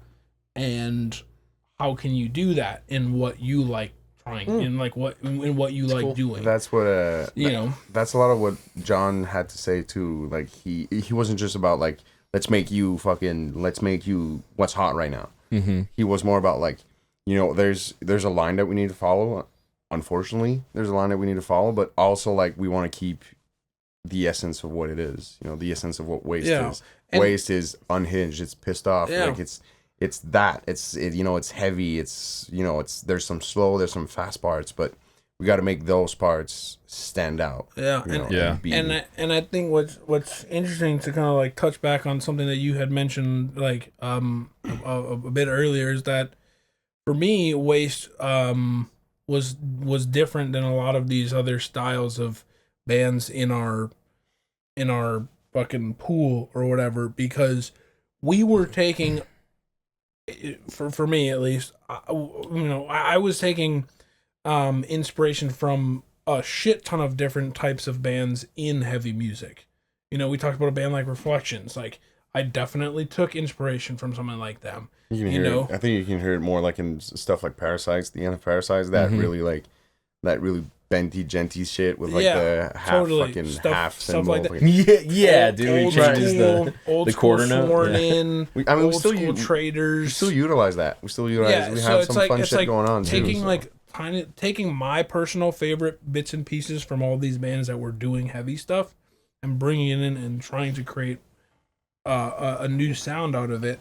And so the whole thing was like, how can we approach that still and also bring a modernized sound? And it is, and again, is something that captures the audience live. Because from the very beginning of when I started Waste, I wrote the vision as I was writing was, how would this look live? Like, how would I feel the crowd react to something like this? I think that's important for this style of music, man, to sort of like reverse engineer your songs so that I mean, it's good to have technical guitar stuff that's exciting for the nerds out there, but you got to have stuff that makes people move. Gotta have a breakdown. Yeah. I mean, even to break that up. Right. And even in some of our stuff, for sure, like admittedly, like there's been stuff that we've done in our last two records where I was so hyped about it, but my mind was not in the shoes of somebody who was like watching us live. I was being like, I was creating something different, and I was still super stoked on it, but what I was creating it for was not for that live purpose. And it's funny how we can see when we play certain songs what the reaction is, and it generally is, it's not what we necessarily want. We just want people to have a really good time, high energy, and so it's learning from that and seeing how we can take that and put that and turn it up to 100 in all of our new shit. Yeah. You know what I mean? Is this a full length or an EP that you guys are working on right now? We're doing an EP. We're planning on doing 6 songs. Yeah. Right. I mean, all the EPs that you guys have done are like pretty substantial. Like there's They're 7 or 8 almost worth songs. an album, It's basically like almost an album. Like 7, 8, 9 songs. Yeah. This one's gonna be a little shorter, but the way I feel about it also is, I joined the band later on, so like they had their sound, they had that down tempo fucking beat down shit, and then I joined. I think, looking back on it, if I were to be the main vocalist and record Pray for Nothing, it wouldn't have been the same, But so what we did with the 2 last records is we basically just said, all right, we're gonna take those 2 being Waste and then being me, and just try to make work. While these songs I feel are really more adapted to the sound that we're building around this, I'm gonna say new lineup. With you too, because exactly. because the one thing about majority of the songs from both of our previous EPs, In Bloom and In Decay, they got written before. Most of them were written before he was in the band, so we weren't writing to like, what is Jeremy gonna sound like over this track? Wow. When it's different when like you're writing a song, you're writing this riff, and like you have a vocalist, what he sounds like, what he's what's his shit. So like you can be like, all right, I'm gonna write this riff, and then you can hear what he's gonna do. But then when you put someone else in the play, it can sound different. It can sound way like, I can't do I can do half the shit that he does. Same with him, you know, he probably can't do half the shit that I do. And But I think it's you know, it's so different. But then, yeah, like I said, going into these songs, I feel like we wrote them, and that's I don't want to say that that's what he did, but I feel like, you know, even getting those songs, I feel like it was more thought about. You know, I feel like he could write these riffs thinking about what I would do. Well, instead and of someone else. what's interesting to add on to that is there were certain songs that were written, after he joined, and it's interesting to Neon watch. God was, I think, right? Yeah, yep. Neon God was one of those songs. I'm like a super. That's a cool tune. Yeah, I'm like I like that I'm one like a a lot. super like analytical dude. Like I love looking at all the numbers all the time. You know what I'm saying? And it's interesting to see the songs of ours that have performed the best. While not all of them, but I would say the majority of our currently best performing songs are the songs that were written after he joined, when we were now aware of what his capabilities were, Of course. his cadence, all that kind of stuff, you know, and now we're able to like kind of doing it without subconsciously, you know what I'm saying? Like write these songs for him. You know what I mean? It sounds like it's a much more focused piece that you're working on right now. Yeah. I think these songs have never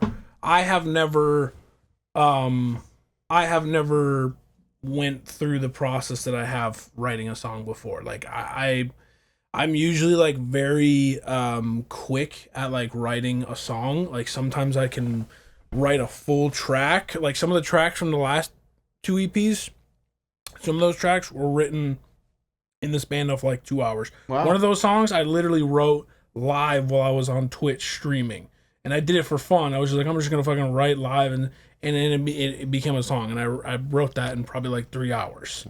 You know, that's how I was for those songs. But most of these songs, except for one of them, most of these songs I spent days and days and days on, weeks, some of them just letting them sit before I wanted to come back. Yeah, so it was very different. Like they gained a level of focus on my end that I really had never had before, because I would just write a riff, scrap it, write a riff, scrap it, you know, until I landed on the one, you know.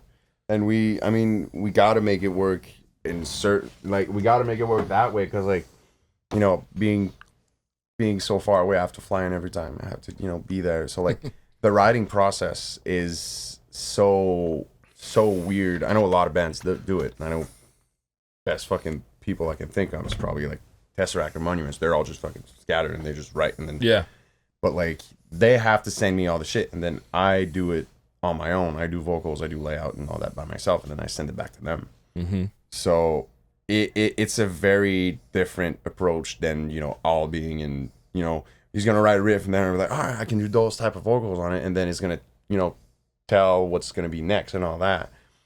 So yeah, I feel like we've kind of locked in on that process, and it really shows out in the song that we're all like, all the lineup that we have right now, about, you know, Dom, John, him, me, we're like, we all locked in on these songs. We all worked on these songs as much as like he wrote most of the instrumentals, but, you know, John was there, you know, we were all working together to make these songs happen. Mm-hmm. And it really shows when you listen to them. Yeah, it's a cohesive band process. Yeah, exactly. Yeah. For the first time, maybe. Exactly. Yeah. I mean, totally. I mean, this time writing all the songs, writing at least a few of them was the first time that I ever had more than one other member in the room while I was writing. That's cool. You know, like I like for a good amount of the songs, John, our bassist, he would come over to my house, and for the most part, he would just kind of sit back and like let me go. But there were definitely some pivotal points where he would like step in and say, "Wait, like, I don't think you're hearing what I'm hearing. Let's just try this," and definitely added a lot of just extra spice on there. That's great, man. And same with our drummer. We I never think had collaborating. Collaborating makes for better music, man. In my opinion, It does. I think for sure. I agree. Like, it's funny because when I talk about how I used to write music, like in my old bands, like we would literally all of us be in the same room together, and we would just riff. We would just, like, somebody would come to the table with a riff, and we would just start going, and then our drummer would start going, and then next thing you know, like we're going, and then there's like a song that like comes out of it. Like, yeah, I haven't done that in 10 fucking plus years. You know, Yeah, right? I've never it's hard done to it, get dude. everybody together, I've man. never done Well, that. and that's the thing too. Like, well, obviously, this dude lives in another country, but you know, our We fucking talk about it. Yeah. yeah, we talk about that. about But then John and then Dom, they are on like completely different work schedules. So, you know, it's like really fucking hard to get together because like by the time I'm ready to go to bed on like a weekday or even on a weekend day, they are like, they're like getting ready to fucking Right. get it popping. Wow. like, they're like, They're going to work. like yeah. they're So gonna crazy, like man. they're you know they're just like they're ready to like you know like John like works until like 1-2 a.m. sometimes, and Dom kind of the same, but they're super night owls, you know. Yeah. It's like by the time I'm going to bed or getting ready to rest for the night, they're finally getting to the group chat to like chime in about something. I'm like, bro. And they're like, it's funny because like even for me, same dude. I'm blue collar, so like That's even worse for you because Dude, you're 2 hours or an hour difference. So Yeah. like for me, so they're an hour later, I think, or earlier. Sorry. So like sometimes they're like, let's do a meeting, fucking 7 p.m. fucking CST, and I'm EST, right? So I'm just like, dude, I've been in bed for fucking. I get up at 4 in the morning to go to work. I'm Dude, at dang. 8. I'm in 8 bed, p.m. dude. Yeah. Like That's- we got these meetings with like managers and labels and even Jonathan, where it was like, all right, let's do it at 8, and I was like, fuck. just fucking do it at 6. I'm gonna be happy, but like, most of the time when they're cooking, I'm sleeping. Mhm. Tariff. So it's like Yeah, I you're got fucked. so now I got the drop, I got the drop wham, and then I got a pitchfork, which I personally love the Pitchfork sick. sound of. I love the sound of the pitchforks, like up tuning Mhm. like that. Mhm. I don't like the sound of the drop. Yeah, it's an up pedal. It's really It's an an up up pedal. pedal. Yeah. I love the sound of the whammies drop. Yeah. It sounds insane. Cool. So, but we do some stuff on the first record, or not the first EP out of those two, where we drop, when I was using two whammies, we would drop it by a fifth and then use the other pedal to drop it again by a fifth. And that shit sounded fucking insane. Evil. Yeah. And just literal noise at that noise. point. It's not even a note, it's just a noise at that point. Yeah. Fire. Yeah, that's really cool, man.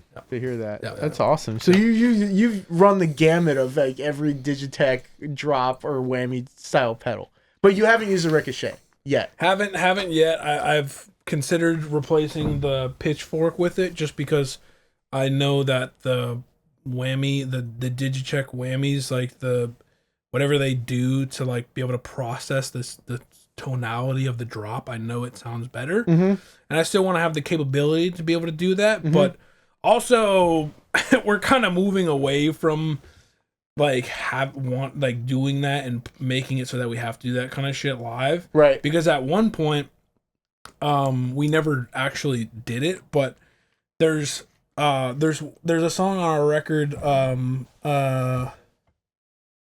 in Bloom, a song called Indolore, and that song technically you would either need 3 whammy pedals, or you would need 2 whammy pedals and a Digitech, because there's a part in that song where it's like it drops, then it drops again, and then you have to, while it's dropped again, you have to go up.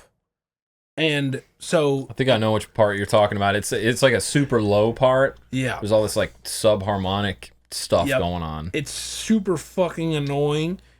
So what we just did live is we just said we're just gonna drop it once and then go up with it. But like what we used to do is when we first started playing in the practice spaces, we would drop it and then we would go to our Digitech or our pitchfork or the Digitech, turn it down, drop it. That's so nuts, and then dude. before we would play the part where it goes up, we would bend down, twist the other one to up, go up, twist it back down, and like you literally were having to fucking play like Almost like fucking- tap dancing. almost like Diamond Construct. I don't know if you guys know these guys. Oh yeah, it's Diamond like Construct, he's the got guitar power. player now. He's like he plays guitar and he has like all his pedals on the table because like dude. ding, Yeah, I've seen yeah, that guy. guy's Yeah, wild. yeah. fucking So we're fucking.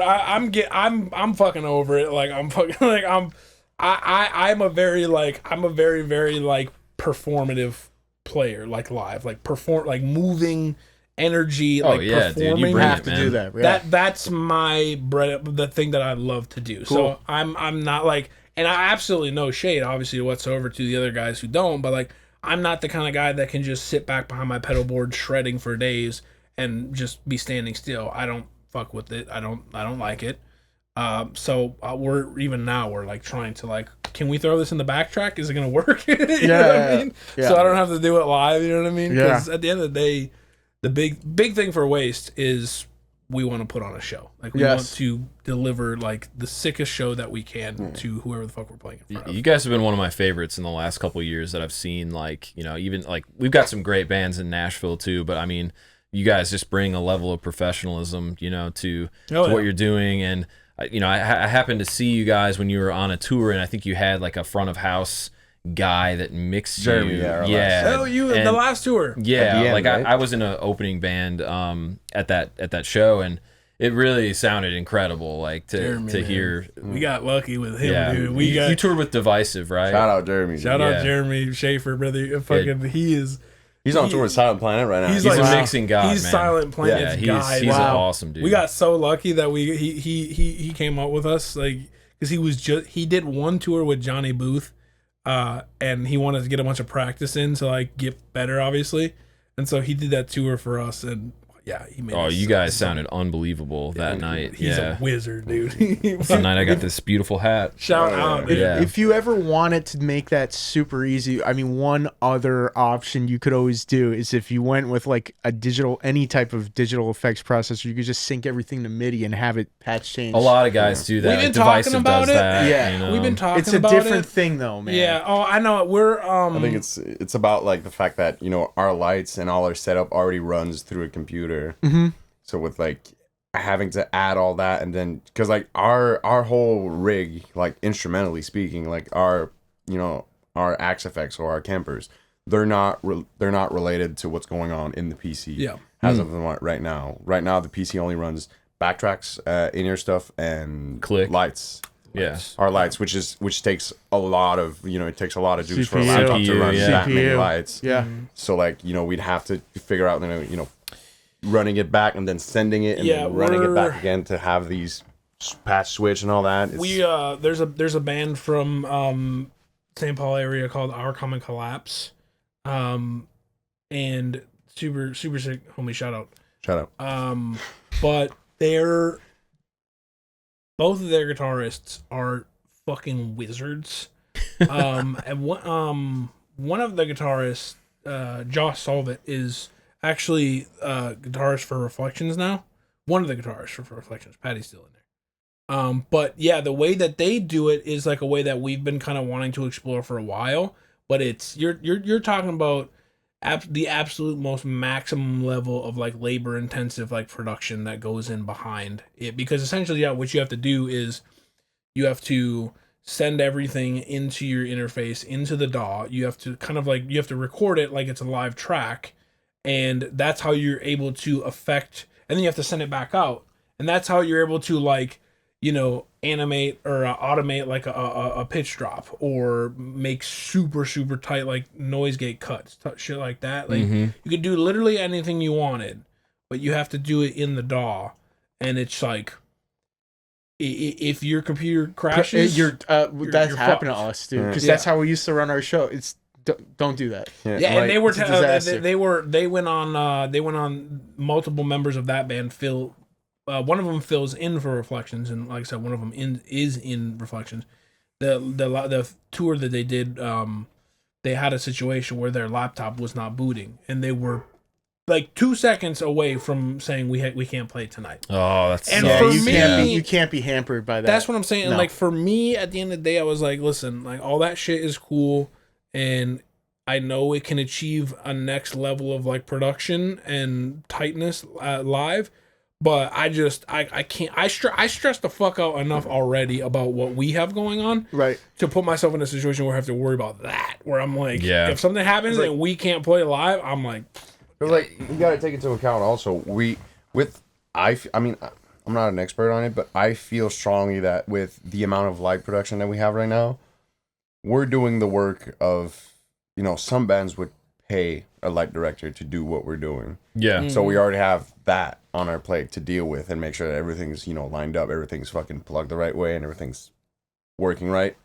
And, you know, John joined the band, and John is once again, like he said, John's a fucking wizard with that shit. Yep. So he just, like, we were good and we were doing an incredible job of doing it, but then John was just like, you know, let me just fucking. yeah, it was great. That's cool. John Yeah, stepped in the that's band really and he cool. was like, I kind of really want to take this over. And I was like, man, I'm a little bit nervous about having to do that, but also I trust you, so I'm like, here you go, like just do it, bro. And he definitely fucking delivered. I mean, he did, I think he did light work for Barnabas Harris and Oceano. I mean, right now he's on tour doing guitar tech with Barnabas Harris. Unfortunately, we're in the studio and everything. I feel like getting in the studio was so intense because like just left and right, just fucking hooks, just like shit happening where like we almost like dropped the idea of like coming and just You're pretty postponed close. it. Yeah, Wow. we're pretty So like close to right now we're in the rescheduling. studio, just me and Cristian, recording that album and, you know, making sure everything's right. But yeah, John's fucking, he got those gigs from, you know, from being that good, you know, working with big bands like this. That's So, like, incredible. I did not know that. when he wanted He's to, a fucking. When he wants to know something on the technical side, he will fucking figure it out. that's his bread and butter. He likes that. you He have likes- to be like that, man, if Totally, you want to totally. succeed. You That's know? really cool. In that He world. likes the logistic of making a show more than, I feel like more than playing it almost. Yep. Yeah. Yeah, that's- and that kind of goes into like, you know, it's like we bring that, you know, and in my opinion, I think there is a certain certain thing about the live performance. It's like I almost want to hear a little bit of fuckiness. Like, I kind of want to hear the guitarist. Could not agree more, man. Yeah, I kind of want to hear the guitarist wasn't playing like absolutely flawlessly. Could not 'cause agree It goes more. with the genre. I yeah. want to see this band that I love. Like I want to see them perform. I don't want if I wanted to listen to the record, I'd go home and listen to the record. Yeah. You know, Exactly. but I want to hear, you know, the live experience. You know what I mean? And so yeah, like with the lights, like you said, like we got that dimed in, we're rocking, and I think we do a pretty good job of like staying, you know, pretty true to our record, and that's good enough for me. You know what I mean? It's not even settling either. I think again, it's like we got it to a point where we love it, and also yeah, like we want to deliver the live experience. Exactly. Too, It's about, you know, performing live, but also being, you know, I mean, it ties back to, you know, what we were saying with like, you know, jet bands and all that. And, you know, their production level is insane. But at the same time, like, you're going to go and watch any fucking jet band and like everything is super fucking clutch. Everything sounds like you're just pressing play on a fucking computer. But then there's no Laptop lights. cord. Then there's just no lights to accommodate it. So it's just like, you guys are tight, but like nothing's going on. I think as of, like, Meshuggah really raised the bar, like with Dude, with I that, mean, like, and yeah, they the- keep getting better. yeah, the Have you, new have you seen, light- have you the seen new that light video? Have you seen the video that I saw? I think I showed him yesterday. Dude. This video. I think I don't know if they started their set with that. No, Like no, they like bleed. It was just like all the lights were open, no sound, and then they just drop bleed, but lights. Oh like, holy God, shit. dude. Yeah. They got Seizure lasers inducing. and Yeah, all yeah. kinds of stuff. I I've can't seen- wait to see him again. I've seen the guy on YouTube that does their light work. He like posts like visuals like because he works on a 3D like map for their visual for their lightings. Wow. And he posts like songs and what it looks like, and it's just insane. It's like I don't comprehend how. He's doing it in real time too, right? Like I don't when know he's if he doing- does it in real time, but I Well, a know lot he's of- programming a lot of shit. Like Yeah, a lot I'm- of those they will like. I mean, you'll use like a board or whatever, and you can if you want to like tap out shit if it's like easier and faster, and you can quantize it. You know what I mean, into MIDI or whatever the fuck you're gonna do. The one time I saw him, I think that's exactly what he was doing. Yeah, that's a lot like what a lot of them will do, and then there's like creating scenes so that they can kind of use those, you know, in multiple places, and then then they go in and make automation and adjust and all that kind of shit. But I think maybe also it's, you know, working with what you have at some extent, you know, he could be like, all right, our lights that we bring on tour are programmed, but then I'm gonna use the house lights to add that's more, where the you know? that's where the fucking genius comes in. It's those You're like- those It's type like of dudes. he gets there, it's like, all right, we got our lights and shit, and then I'm gonna use those to do that. Them dudes are coming you know? in like fucking 4 to 6 hours earlier before the band even fucking gets out of their bunks and are sitting there and fucking with the live light, the Connecting his DMX venue cables lights. to they're their fucking with board. the venue lights to get them to sync up. It's insane. Yeah, That's wild. Well, tell us what's coming up for the band. I know we've got the show coming up May 16th at the Cobra. It's a Shuttle City booking show. Shout out Cody and Pierce for getting these guys on that. Proselyte, the band I play in, will be playing that night. Trying to think of the other bands that are going to be playing. I'll let you know in a second here. But guys, talk to us about like what you guys are going to be getting into next. Like, we got a new record you're working on. Any idea when that's going to come out? And also, I noticed like Dominic is maybe taking a step back from the band for a short time, or Dom was it's just a personal thing that's going on right now. But yeah, like, he's there. Cool. He's like, you know, he's awesome, man. Yeah, he's 100%. Like Great somebody filled in for him. One of our good homies filled in for him. Shout out He's Aiden, the drummer from Neckrung. Okay. Amazing kid, incredible drummer. He's going to be drumming on Friday. No, we got a different drummer. Drummer from Nashville. We got it all figured out. Actually, Cool. Columbus is going to be playing bass. Oh, Columbus Conley. Yeah. He's gonna be Sick, dude. Yeah, That's awesome. So that's just for that, because like I said, like so many shit happened all at once, and we just had to deal with it. So Yeah, that's we all made right, the man. most of It's it. life, dog. We made it happen. We wanted to do like at the beginning it was supposed to be like 3-4 shows coming in and then 3-4 shows coming back. Yeah. But then we ended up only playing one show going and then one show coming back. So Okay. luckily enough, that whole situation happened before the fact of us having to find other members to fill in, because then it would have been a whole other fucking ballpark. Wow. Yeah. But If we would have had to find like fill-in members for like a collective like 6 days. Yeah. Wow. Yeah. Yeah. But-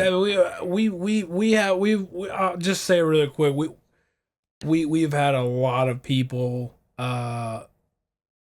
help us and back us during this past like 2 months or whatever, that have like really showed up to like help us make That's the great. shows happen, recording happen. Like it's been really cool to like see the homies like really step in and like help us out in our time of need, because it has been kind of a crazy like past like half a year, you know, a couple months or whatever.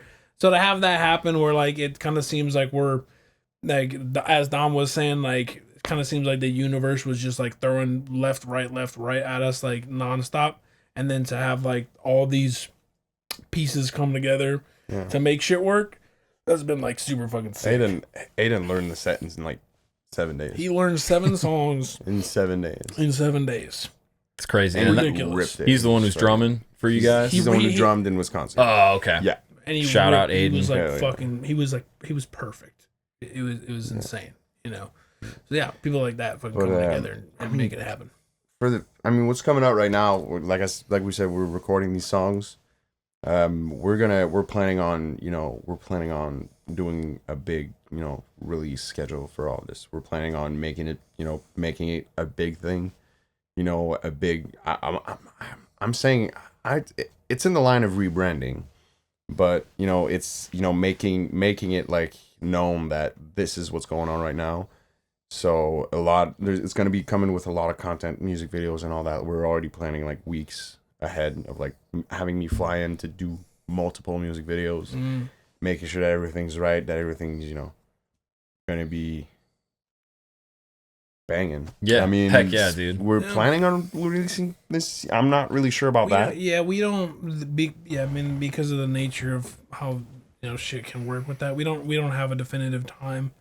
I think for sure it's gonna be this year though, which is really fucking cool because it'll be the first time we've ever dropped music that we wrote in the same year that it's releasing. Because In Bloom and In Decay, when they dropped, at the time that they dropped, they were almost 2.5 years old. Yeah. Wow. Dude, we sat on these songs and when these record drops, I was already quote unquote bored with them. I was like, Yeah. they're not exciting to me, so I don't 100%. understand why they would be exciting for someone else. Yeah. Right. You know, Totally so, different like, time period. Yep. Exactly. And the We're other not even records- writing that type of music anymore. Yeah. The other They already records, progressed. yeah, the other Evolved. records too took a bit for them to come out, and so it's exciting because we're really excited about the songs still because they're so new, and so we're gonna be able to get them out. So, yeah, it's just we kind of been kind of feel like we've had kind of some internal things, but we've we're kind of in this spot where we're just gearing up for I think for us is going to be one of the most exciting times for us in terms of just the music itself. But I mean, we have such a sick team. Bill, our manager, shout out Bill. Shout out. Bill. I love that man. He just we're not a big fucking band, you know what I mean? And I think with people in the industry, it's like, I would not have blamed most managers at this point for us to be like, listen guys, I'm out. I due respect, like I'm out. But he's like stuck by our side, like he sees the vision, he knows what's good and shit, and has been like really behind us like while we're working through things and like getting through this kind of next phase. But yeah, we're kind of like in this phase of We've been lucky enough. I feel like Dave and I have been lucky enough to come across a lot of people that have our backs, and like a lot of people know our name because of that. Like, best example I can give is Chris Whited. Shout out. He reached out to us to work with us, and he's big in the industry, Body Snatcher, everything that He's he does helped us out a lot, musically. yeah, for sure. So like he helped us out. He helped us getting our name out there. Like, I feel like a lot of people know Waste. They just don't really we haven't just really released anything that was like, all right, like Waste. Like they're fucking this is Waste time, and I feel like this is what we're gonna do right now. Awesome. Mm-hmm. That's some exciting stuff, dude. I'm hyped, man. Your stuff is already good. I know it's like Appreciate it. old songs to you, but it was new to me when I saw you guys, and I was like, this band doesn't mess around, dude. Like, Yeah, man. so I'm excited for you guys. I'm really stoked to hear the new ideas, man. Your guitar playing is so creative and inventive, man. And I it's think exciting it's really stuff to listen to. I mean, your voice is just out of control, bro. Thank you. So, yeah, anybody, I'm going to try to get this particular episode out a few days before our show next week, so that'd be people sick. can kind of get hip Shout out. to you guys, people that watch the show. Yeah, come out to the Cobra May 16th. Break and Enter, Proselyte, Clockwise, Dead Kings, and of course Waste. I mean, don't break in, but like don't break and enter. Pay the fee. hey, but like Yeah, be yeah, like- be Might cool. get stabbed. Buy no. That's not even funny. if you're coming, look out for knives. Yeah, that's all. don't start anything and just be cool and it'll be fine. I'll be there. I'll make sure nothing bad happens. I'll be there. Remember, play music where you can get knife.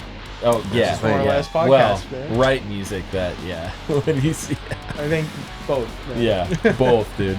Guys, it's been such a pleasure having you here. Yeah, We're man. about to eat Same. some birria tacos, Oh, maybe yeah. a margarita. Get So some food. yeah, Yeah. it's gonna be a good time. So Oh yeah. all right, Thanks, there you guys. go. Guys, thanks. You guys Episode rule. 18 is in the books. Yes, sir. Peace. Peace Peace. out.